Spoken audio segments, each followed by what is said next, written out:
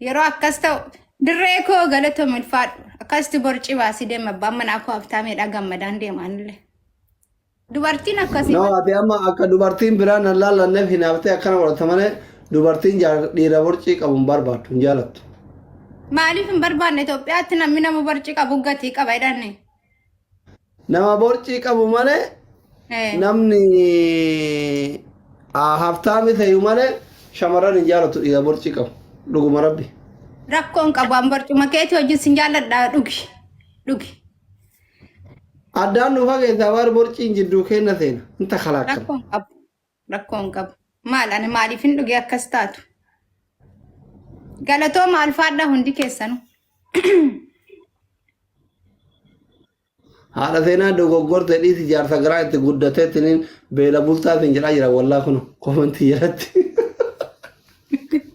Waa rakkoon qabu nuyyuu ji'a sagal ulfoofni garaatti baannaan mirindaa womaa sittin godhu dhugi. Adabii lamaffaa. Balloona hafuufi. Sadaffaa. Sadaffaa bidigdii nama. Mirindaa fidee dhufte bolloona hafuufa. Kanaa wal affeerra. Laa galatoomi deem. Silkiin na jala adiisi aduutu.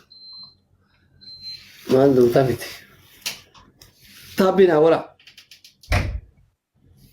Taappinaa wala. Mirindaa dhuguura ka'e. Gaazii hin danda'an qamaa wala. Garaa guutuu hin danda'an. Tiin barcaa taappinaa wala.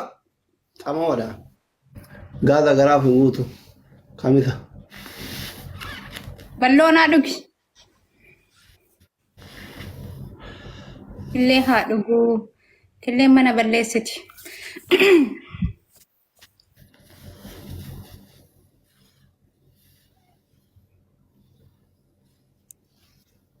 Mirindaa dhugi habiibi. Mirindaa si wayyaa dhugi.